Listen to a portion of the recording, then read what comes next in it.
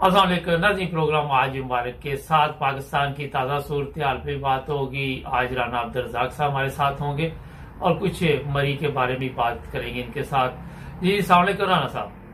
जी अस्सलाम। राना साहब, ये मरी में जो चल रहा है काफी अरसे से, कोई नया तो नहीं है। असल में ये होता है कि पहले और हालात थे, पहले लोगों को मारा पीटा जाता था, आप लोग खुद मार रहे वहां पे। किसी को एहसास है हुक्मरान को, या सब सियासत के चक्कर में पड़े हुए हैं? ये मरी में जो वाकया हुआ है ये हमारी कौम का नक्शा खींचा गया है। जो किरदार है हमारे कौम का, ये सरकारी मुसलमान और ये बड़े बड़े बनते हैं हाजी, ये उम्रा करके आते हैं, ये सारे जालिम लोगों के वहाँ कारोबार हैं, होटल हैं। अब जब बर्फ पड़ी है तो लोगों को मजबूरी हुई है, तो इन लोगों की जो खबासत है या जुल्म है या जो लालच है वो बाहर आ गया है। और लोग हैरान हो गए हैं सुन सुनकर कि फिरौनी और यजीद तो यहाँ रो रहा होगा कि हमसे भी बढ़ गए लोग। इन लोगों ने जुल्म की इंतहा कर दी है। जैसे जंग में लूटा जाता है ना माले गनीमत, इस तरह इन्होंने किया है लोगों पर जुल्म। लोगों के लिए होटल महंगे कर दिए, गाड़ी को धक्का लगाना वो महंगा कर दिया। अंडा, हैरानी की बात है कि मुझे लगता है जैसे अजीब बात है, अंडा 500 रुपए का बिक गया, वहां परोठा 200 रुपए का बिका है। अच्छा, ये तो काफी प्राइस उन्होंने बढ़ा दी। मगर पूछने वाली बात ये है कि उलमा तो कहते हैं कि हमने इस कौम की तरबियत बड़े अच्छे रंग में की है और इनमें बड़ी इंसानियत है। और ये उलमाए सू ने इस कदर अच्छी तरबियत की है हमारे मुल्क में। ना कोई वजीर आजम नेक पैदा हुआ है, ना कोई ब्यूरोक्रेट पैदा हुआ है, और ना कोई इंतजामिया में कोई इंसान का बच्चा पैदा हुआ है। इनका करैक्टर देखे, MP, MN, कमिश्नर, DC सब सो रहे हैं और लोग मरी में मर रहे हैं। और इन लोगों के ये मुलव्वस है, सारे लोग इसमें, इस धंधे में ये मुलव्वस हैं। किसी का होटल है, किसी का वहाँ बिजनेस है, किसी का कुछ है, ये सारी ब्यूरोक्रेसी मुलव्वस है। अच्छा, बाद में तो इन्होंने ऐसे है जैसे पूरी कौम को बड़ा दुख हुआ है, सोशल मीडिया भरी पड़ी है, हमारी मीडिया भी बड़ा तूफान आया हुआ है। मगर क्या इससे कोई फर्क पड़ता है वहां पे? नहीं, तो इंतजामिया और हुकूमत को चाहिए कि वहाँ टूरिज्म को फरोग देने के लिए, जैसे कि इमरान खान कहता है, फरोग देने के लिए नुमाया वहाँ प्राइसेस मुकर्रर करे, होटल्स की कैटेगरी मुकर्रर करे, खानों के रेट्स मुकर्रर करे, और गाहे बगाहे वहाँ इंसान कोई मदद टूर करता रहे, दौरा करते रहे लोग, जैसे दुकानों पे यहाँ दौरा करते हैं पाकिस्तान में भी और इधर भी। तो ऐसा एक सिस्टम होना चाहिए कि पता चले प्राइसों का।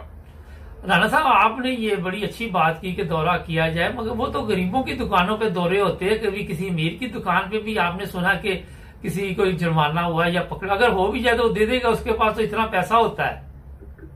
बात तो यही है कि अदल नहीं है, इंसाफ नहीं है, जमीर नहीं है। हमारे लोग ईमान फरोश और ये वतन फरोश लोग पैदा हो रहे हैं वहाँ, और इन लोगों को इंसानियत से कोई मोहब्बत नहीं। जबकि हजूर पाक सल्लल्लाहु अलैहि वसल्लम ने फरमाया है कि एक कुल्लु मुस्लिम इखवतुन, सारे मुसलमान भाई भाई हैं। और ये लोग इतने जालिम हैं कि ये कलमा गो तो हैं बराए नाम, मगर नाम निहाद मुसलमान है और इनका करैक्टर जालिमाना है, यहूदियाना है। राना साहब, ये तो बात आपकी दुरुस्त है, मगर सवाल यहाँ पे फिर ये है कि जी अब इतने होटल जो है वो गवर्नमेंट ने बंद कर दी है और उन पे जुर्माने होंगे, उनसे पूछा जाएगा, लेकिन जो लोग मर गए वो तो खत्म हो गए ना। वो उसका तो जुर्माना पड़ना चाहिए, हुकूमत उसका कर रही है कुछ, वो तो होगा। मगर वहाँ कोई ध्यानदार अफसर इनको की तकर्री करनी चाहिए, कमिश्नर, DC या दूसरे लोग जो हैं। टूरिज्म का एक निजाम होना चाहिए बाकायदा, और ये ऐसे तो निजाम नहीं चलेगा, वहाँ कोई नहीं जाएगा। मरी में कोई नहीं जा रहा है, मैं देख रहा हूँ 4-5 दिन से खबरें आ रही हैं, सारा खाली पड़ा है, मरी की रोड ही खाली पड़ी है, कोई जाता ही नहीं मकामी लोगों के सिवाय। सब लोग सवात जा रहा है, कोई कागान जा रहा है, कोई मालन जब्बा जा रहा है, कोई गिलगित जा रहा है। मरी तो महरूम हो गई है। लेकिन इस पे आपका क्या ख्याल है कि ये कौम तो हमारी, आपको पता है कि वो भी उसी तरह की है, जल्दी भूल जाती है कि क्या हुआ हमारे साथ, तो फिर वही हालात हो जाते हैं। मरी में 1-1.5 साल पहले भी तो औरतों पे तशद्दुद हुआ, वहां पे मारा गया, फिर मरी के लोगों ने भी सोशल मीडिया पे ऐसे ही वाकयात 218 में भी हुए थे। अच्छा, 2018 2018 में भी ऐसे हुए थे। ये हमारी कौम का जो है ना जमीर मर चुका है। यहाँ दयानतदार अफसर आने चाहिए, तब्दील होने चाहिए सारे अफसर, और ये इंतजामिया को तब्दील करके वहाँ को दयानतदार डीसी वगैरह या बड़ा अफसर ब्यूरोक्रेट लगना चाहिए, और उसकी कारकर्दगी चेक होनी चाहिए हर 3 माह बाद, और लोगों से रिपोर्टें लेकर उसके कैरेक्टर का, उसका इंतजाम का जायजा लेना चाहिए। राणा साहब, दयानतदार की आपने 2-3 दफा बात की। जब भी कोई दयानतदार बंदा आता है तो उसको कह देते हैं ये अहमदी है। हाँ, ये तो बीमारी है ना। उलमाए सू की तरबियत से वहाँ शिया सुन्नी फसाद है, कहाँ कहीं देवबंदी बरेलवी फसाद है, कहीं कुछ है कहीं कुछ है। ये लोग खुद अपने आप को बदलते नहीं है, कानून को बदलते रहते हैं या कुरान को बदलते रहते हैं। इस तरह कौमें थोड़ी बनती हैं। कौमें इस तरह बनती हैं कि इंसानियत की कदर की जाए, इंसान की कदर की जाए, उसको उसके रुतबे या उसके पैसे या उसकी पजारों देखकर कदर ना की जाए, हर इंसान की बराबर कदर की जाए। अच्छा, ये बड़ी एक अहम बात आपने की कि खुद को बदलते नहीं और कानून बदल देते हैं। ये किसी मुल्क में आप काफी ममालिक में गए हैं, जाते रहे, कभी इस तरह का सुना कि बंदों ने कानून ही बदल लिया, अपने आप को नहीं बदला? हमारे पास हजारों मिसालें हैं। नवाज शरीफ ने कई कानून बदले हैं। जब रायविंड का उसने महल बनाना था, वहाँ के सारे कानून बदलकर उसने जमीन खरीदी और उसको वायलेट किया। और एक वाकया अजीब है कि सुबह को एक आदमी जा रहा था मोटरवे पर, तो देख रहा है कि स्पीड 120 लिखी होती है, आज 140 पे लिखी गई है। अगले बोर्ड पर गया, अगले साइन बोर्ड पर गया तो 140 थी। उसने ब्रेक लगाकर एक पूछा दफ्तर वालों से, उन्होंने कहा सुबह नवाज शरीफ का बेटा यहाँ 140 पर गुजरा है तो उसका चलान होने लगा था, तो उन्होंने स्पीड का साइन बोर्ड ही बदलवा दिए हैं। अच्छा राणा साहब, इसका मतलब ये है कि ये हमेशा कानून बदलते रहेंगे और अपने आप को नहीं बदलेंगे तो मुल्क के हालात तो फिर ठीक नहीं होंगे। नहीं, अजाब आएगा इन लोगों पर, तरह तरह बीमारियां फैलेंगी, अल्लाह ना करे, और इन पर अजाब आएगा, पत्थरों की बारिश आएगी। जैसे कौमे लूत पर अजाब आया था, इसी तरह ये कौमे लूत से कमतर नहीं है। अच्छा, थोड़ा सा नवाज शरीफ की बात भी कर ले। बड़ी आजकल शोर है, कुछ अरसे से वाला मैंने तो बता दिया था कि ये वापस नहीं जाएगा। तो ये आपके ख्याल में ये भी तो एक ड्रामा नहीं चल रहा, मीडिया को लगाया हुआ कि नवाज शरीफ वापस आ रहा है? नहीं, ड्रामा चल रहा है। चंद वो जैसे कहा ना, परवेज रशीद ने कुत्ते भौंक रहे हैं। ये चंद कुत्ते राशि जो हैं उन्होंने पैसे लिए हुए हैं और वो भौंक रहे हैं उसके लिए। जब तक पैसा चलता रहेगा भौंकते रहेंगे, आखिर एक दिन चुप हो जाएंगे। वो कहाँ जाएगा वापस? आम आदमी कोई पाकिस्तान जाने के लिए तैयार नहीं। आम आदमी जिनको कोई चीज नहीं मिलती पाकिस्तान में, कोई सहूलत नहीं है, महंगाई है इस कदर, तो वो कैसे जाएगा जिसको जेल नजर आ रही हो? अच्छा राणा साहब, ये आपके ख्याल में जो हमारी अदालतें हैं या सिस्टम है उसमें इतने केस इन लोगों के लगे हुए हैं, तो ये गेम चल रही है कि टाइम पास किया जाए इंतखाबात तक? ये इफ्तिखार चौधरी की तरह के जज लगे हुए हैं सारे, अदल नहीं कर रहे। अदालत देखे ना, कल उस्मान मिर्जा क्या नाम था उसका, जो रेप करके ये पोर्न फिल्में बनाता था, वो उसको कल बरी कर दिया गया है। बरी नहीं कर दिया गया, उस लड़की ने जो बेचारी उसकी शिकार हुई थी, उसने पहचानने से इनकार कर दिया। पता ना कितने लाख दे दिया होगा उसको। वो कहना ये उस्मान मिर्जा नहीं है, इस बंदे को मैं नहीं पहचानती। अच्छा, अब ये एक बड़ा सवाल है। मैं भी कल का ये प्रोग्राम देख रहा हूँ और उसके बयानात, राणा साहब एक वीडियो सामने आ रही, वो कपड़े कह रहा उतारो, मार रहा है, ये कर रहा है, वो कर रहा है। वो सारा कुछ सच्चा है, मगर कानून में तो ये चाहिए ना कि मुलजमा जो है या जो मुद्दईया है वो बंदे को पहचाने और कहे कि यही वो बंदा है। ये जरूरी है ना। जज तो फैसला नहीं कर सकता, जज तो मौके पर नहीं था। जब उसको मुद्दईया को पैसे दे दिए जाएं 1 करोड़ रुपया या 50 लाख, तो उससे क्या जरूरत है सच बोलने की? मगर राणा साहब, एक रियासत की कोई जिम्मेदारी नहीं इसमें। नहीं, रियासत वहाँ है कहाँ? ठीक बात है आपकी। तो आप देखें, जब ये केस सामने आया था उस वक्त तो मीडिया ने बड़ा शोर शराबा किया था, तो अब मीडिया को ये पता करने में मुश्किल हो रही है कि कैसे ये मामला तय हुआ। मीडिया में जो बाद अमीर लोग हैं उनकी सुनता कोई नहीं है। जो दाश्ताएं हैं मीडिया, वो उनकी सुनता है। उनके पास जराए हैं, उनके पास सब कुछ है। जैसे नवाज शरीफ की देखे ना, एक कोई बात हो तो उसको उठा के मीडिया उसी वक्त पहुंचा देता है टॉप पर, तो आम बंदे की तो खबर नहीं जाती। नाज़रीन एक ब्रेक है, ब्रेक के बाद अभी राना साहब हमारे साथ ही हैं, जुड़े रहे हमारे साथ। नाज़रीन ब्रेक के बाद आपकी खिदमत में दोबारा। राना साहब, ये इमरान खान के जो दावे थे, जो सोशल मीडिया पे मैं देख रहा हूँ, लोग कहते हैं कि ये दोबारा कंटेनर पे चला जाए तो इसको एहसास होगा कि महंगाई क्या है जब से ये वजीर आजम बना है। मगर मेरा ख्याल है कि पूरी दुनिया में कीमतें बढ़ रही, हमारे ज्यादा ही शोर शराबा पड़ जाता है, क्या ख्याल है? नहीं नहीं, ये बात नहीं है। हमारे यहाँ इमरान खान को हुकूमत चलानी नहीं आती, वो एक क्रिकेटर है और वो इसी को इसको लाए थे। हर लीडर में सारी सिफात तो नहीं होती। फौज इसको लाई थी, ये पहले तो सही चलता रहा, अब वो वायलेट कर रहा है। कल उसकी वहां उससे भी गड़बड़ हो गई है, वो परवेज खटक से कल मीटिंग की वहां, तो वहां भी हो गई है। ये नहीं चलेगा और इस पर अजाब भी तो आएगा ना। ये क्या फार्म भर रहे हैं पाकिस्तान में, पंजाब में, वो अस्पतालों में एक फार्म है जो अभी मैं देख रहा था यूट्यूब पर कि इसमें कोई अहमदी हो, कादियानी हो, सैयद हो या शिया हो, उसका इलाज नहीं हो सकता। राना साहब, ये आप बताइए कि आप यूरोप में रहते हैं, यहाँ पे कभी आप हॉस्पिटल या डॉक्टर के पास गए, कोई इस तरह के फॉर्म देखे यहाँ पे आपने? यहाँ तो बिल्कुल नहीं है। हमारी इतनी कौम गिरी हुई है कि हमारे यूरोप की नेगेटिव चीजें उसने अपना ली हैं। सेक्स को अपना लिया है, शराब को अपना लिया है, ज़रा को अपना लिया है, मगर जो सच बोलते हैं मगरब वाले या हकूकल आबाद अदा करते हैं, ह्यूमन राइट्स अदा करते हैं, उनको नहीं अपनाया। इतनी इखलाक बास्ता ये कौम है, इसकी इस मुसलमानी का और इसकी पाकिस्तानियत का जनाजा निकल चुका है। अच्छा, आपने बात की अखलाक की, तो वहां पे तो हर बंदे की नजर होती है कि मैं ठीक कर रहा हूँ, दूसरा गलत कर रहा है, मुझे इजाजत है मैं जो मर्जी करता रहूं। तो अपनी तो किसी को फिक्र नहीं होती, दूसरे की फिक्र होती है। जो आदमी कहता है ना कि मैं सच्चा हूँ, मैं अच्छा हूँ, मैं सबसे ऊंचा हूँ, वो बद अखलाक और जाहिल होता है। ये बद अखलाक और जाहिल कौम है। वो परवेज लाई देखे, वो नंबर बना रहा है, कभी वो अमारत लिख रहा है, वो खातमी नबीन की सूरत लेकर वो ना जन्नत का टिकट हासिल कर रहे हैं। वो भी अज़ाब इलाही है। अच्छा, एक और सवाल मेरे ज़हन में आया कि ये निकाह फार्म भी आप जनाब वो मौलवी बताएगा कि ये मुसलमान है या नहीं ना, तो इससे मौलवियों के कारोबार में भी इजाफा होगा, उनकी भी माली हालत बेहतर होगी आपके ख्याल में? कारोबार मौलवियों का तो बड़ा अरूज पर है भाई। वहाँ किसी अहमदी को कहें इसने मुझे जी अस्सलाम वालेकुम कहा है तो वो उसके पैसे मिलते हैं उनको। वो उसकी पार्टी जो है उनको पैसे देती है, उसको हार पहनाती है, फिर उस पर अहमदी पर FIR दर्ज होती है और FIR भी 295C की होती है जिसमें उम्र कैद है, वहाँ सजाए मौत है।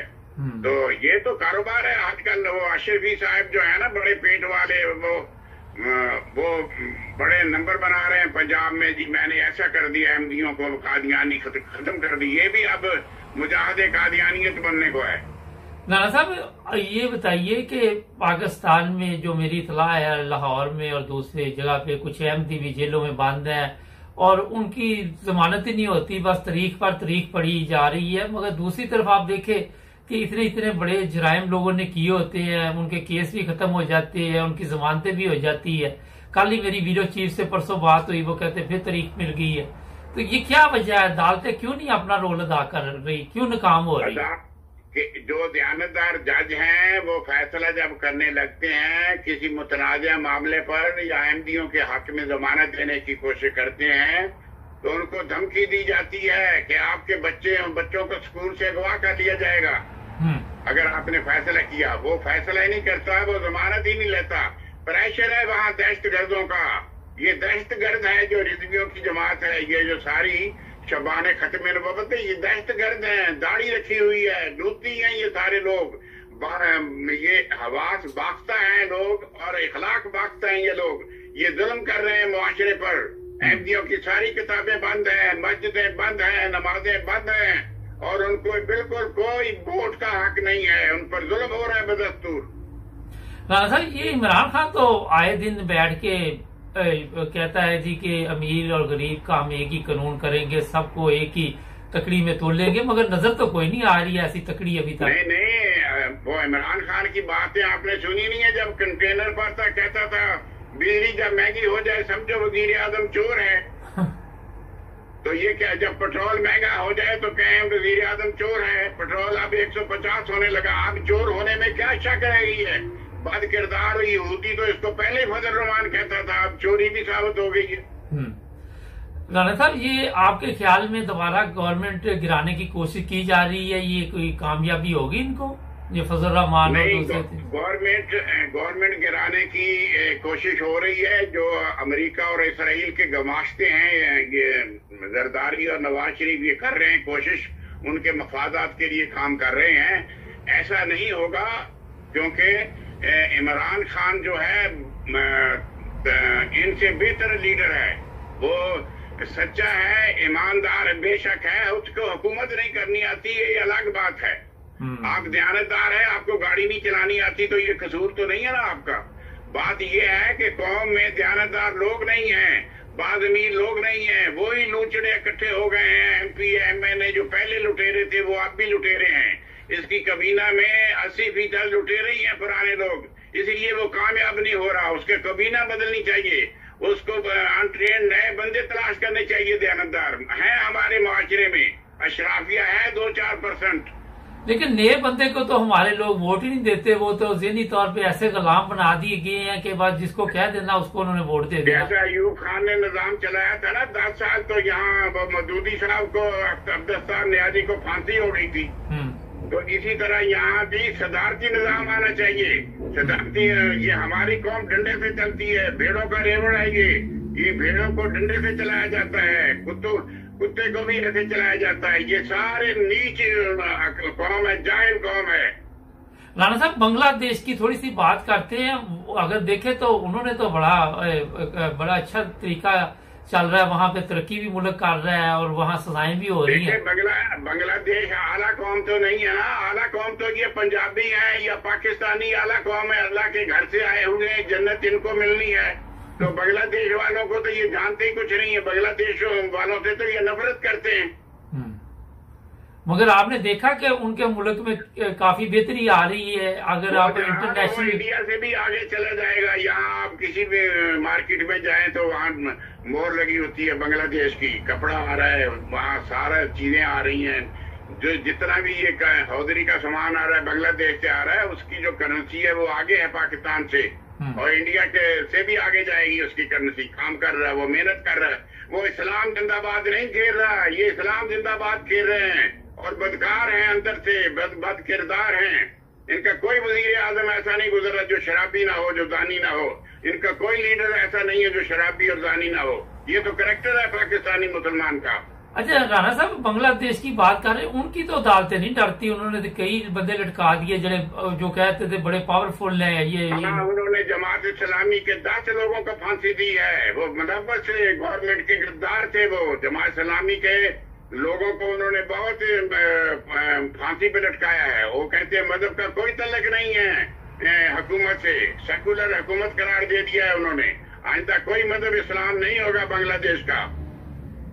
राणा साहब, ये बताइए, ये पहले तो शोर था कि ये फांसी देंगे, ये हो जाएगा वो हो जाएगा, कुछ हुआ तो नहीं वैसे वहां पे?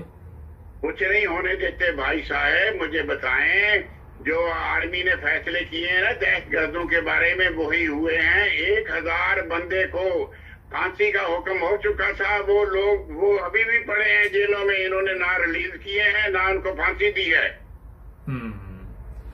बहुत शुक्रिया राणा साहब, आपने 9 ब्रदर टीवी को टाइम दिया। आपसे फिर भी बातचीत रहेगी। Thank you.